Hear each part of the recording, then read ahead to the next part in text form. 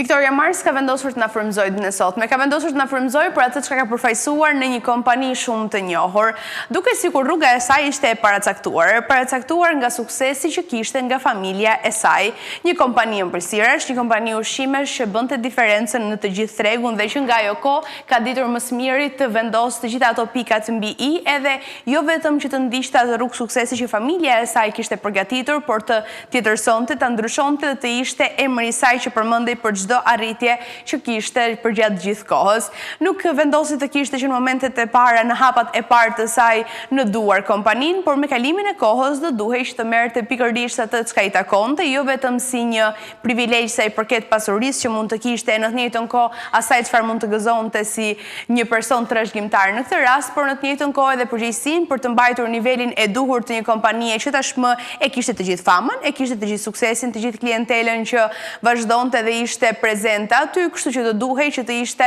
sa më e kujdesshme në çdo gjë që përfaqësonte dhe ndryshonte e ndikonte në të njëjtën mënyrë. Arriti të kishte gjithçka që do i duhej sa përket pjesës së pushtetit, por kjo nuk ishte ajo çfarë ndikonte dhe dëshironte një personazh i tillë. Dëshironte që përgjatë gjithë kohës të kishte mirënjohjen patjetër për atë çka kishte të trashëguar, por në të njëjtën kohë punën e palodhur që ta shoqëronte nga mëngjesi në darkë. Në fakt do flisnin dhe do thonin punonjësit e saj për të, sepse kishim parë shumë të përkushtuar përgjatë gjithë kohës për të punuar dhe për të bërë diferencën në një treg të tillë. E dim fare mirë që ka shumë industri të ndryshme që janë duke u zhvilluar datës, por në të njëjtën kohë flasim edhe për industrinë e ëmbëlsirave dhe ushqimeve që do duhej të bënte diferencën, sepse e dim se sa të lidhur janë njerëzit edhe me shijet, me emocionet, kështu që nëse mund të bëjë një gabim i vogël në këtë rast mund të rezultonte fatal, dhe ajo ishte vendosur që nuk do të kishte asnjë gabim fatal edhe që do të rezultonte në humbje të kompanisë, përkundrazi do kishte një mënyrë leadership për krejt të ndryshme nga që mund të ishte mësuar më parë dhe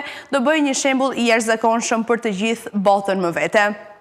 Po thonim pak më parë që e kishte të gëzuar trashëgimin, por për shumë individ mund të jetë më e vështirë të mbash dhe të kesh reputacionin që është krijuar deri në atë moment, por në të njëjtën kohë të përshtatesh me gjithçka të re që vjen, sesa të kesh anën tjetër të medaljes, pra që të kesh mundësinë edhe të shfrytëzosh gjithçka tjetër që të jepet. Është paksa e çuditshme mënyra si ka zgjedhur që të bëjë biznes dhe si të jetë prezente në gjithçka. Për shumë do duke e pamundur që një individ i tillë që ka pasur në fakt që në fillimet e saj dëshironte që arsimimi të ishte një pjesë shumë e rëndësishme e jetës së saj, lidhej paksa edhe me atë çka do të bënte më vonë, sepse studioi për administrim biznesi, kështu që përgjatë gjithë kohës, edhe përgjatë karrierës së tij,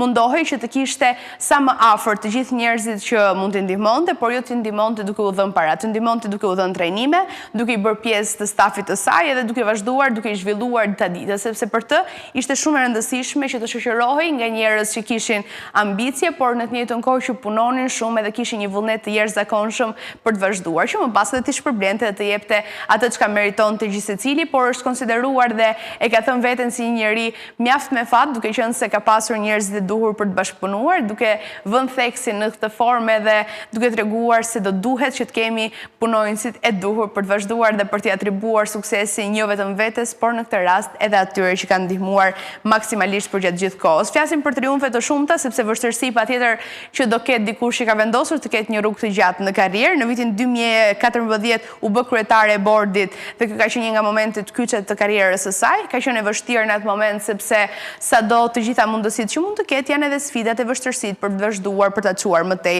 Nëse flasim për detaje interesante të jetës së saj, flasim se ka qenë një nga nxitset e kodit të sjelljes dhe të etikës, duket paksa kontradiktor sepse përgjatë gjithë jetës së saj është munduar të tregojë qasje të ndryshme dhe inovative dhe në këtë rast ka arritur të sjellë edhe atë nxitjen e etikës që për të ishte shumë e rëndësishme dhe duhet ta kishte kushdo.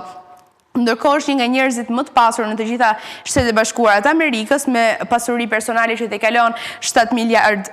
dollar në këtë rast, edhe ka bërë diferencën duke treguar sa më shumë ndryshime që mund të bënte në këtë epokë, sepse për të vërtet ishte e rëndësishme të kishe para dhe të korrje sukses nga i gjithë suksesi që mund të kesh punuar edhe nga gjithçka tjetër, por ishte shumë e rëndësishme të dish ti menaxhosh ato se sa ti fitosh. Edhe në fakt është e vërtetë, kemi parë nga shumë biznesmen të tjerë që edhe e thon kështu konkretisht që është shumë e vështirë ti mbash ato para dhe të investosh se sa ti fitosh në momentin e parë. Shpresoj që për secilin ti ke dhënë mbase ndonjë forcë, ndonjë indicje për të vazhduar më parë një personazh i tillë që ka bërë diferencën dhe ka qenë një grua mjaft e fuqishme në atë çka ka përfaqësuar që nga dita e parë e deri në momentet e tanishme kur flasim se në ç'nivele është kompania.